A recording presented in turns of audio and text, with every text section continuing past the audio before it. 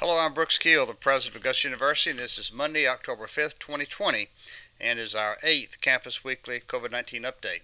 Today starts our 9th week of classes. In terms of COVID-19, for the week ending at 12 noon on Friday, October 2nd, we report 3 new student and 5 new faculty and staff cases, bringing our cumulative student total to 144 and our cumulative faculty and staff total to 63.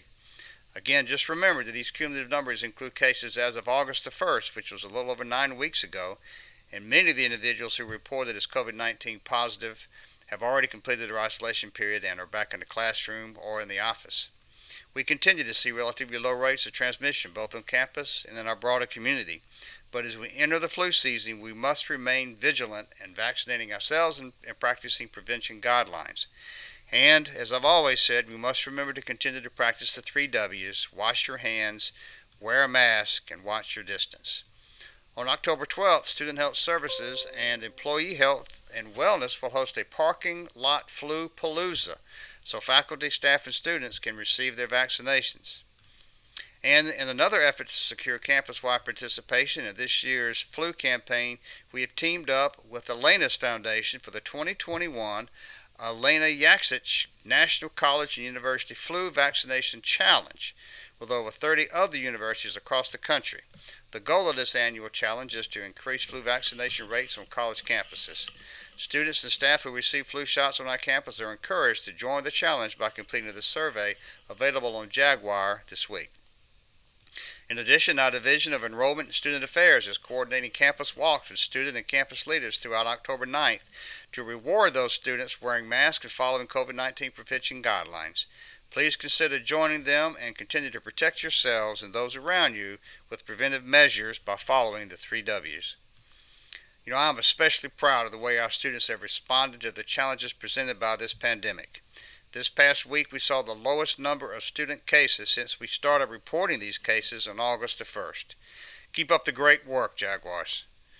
Our innovative work to lead the fight against COVID-19 continues. Last week, we began offering saliva testing as a simpler and non-invasive test for the coronavirus. Saliva sampling is a real game changer.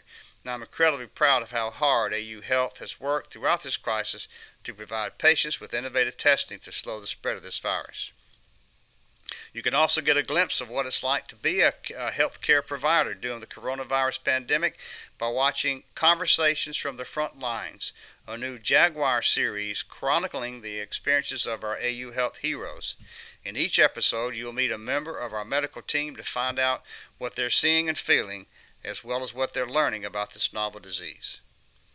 Despite concerns over the coronavirus pandemic, we have positive news to celebrate. Enrollment at Augusta University has increased this fall by 3.1% compared to last fall.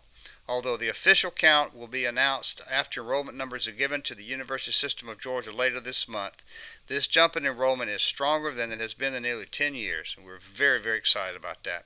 Thanks so much to the great work of our faculty and of our student affairs folks and everyone to making this the place where students want to come and, more importantly, the place where students want to stay. In non-COVID related news, I'm excited to share that we hosted 2 successful provost candidates last week and look forward to one more candidate being on campus this week, even in spite of the coronavirus pandemic. I'm impressed with the caliber of expertise of our candidates that bring to our institution, and I encourage you to learn more about the diversity of their experience. Again, I want to thank MCG Dean David Hess for his leadership as Search Committee Chair and the committee members for their time and attention to this effort. And I also want to continue to thank Dr. Zach Kelleher, who will continue serving as interim provost until a permanent replacement is identified. As I conclude today's updates, I also want to thank you, the faculty and staff, for your continued flexibility and perseverance. Thank you for your commitment to our students, our patients, and to one another.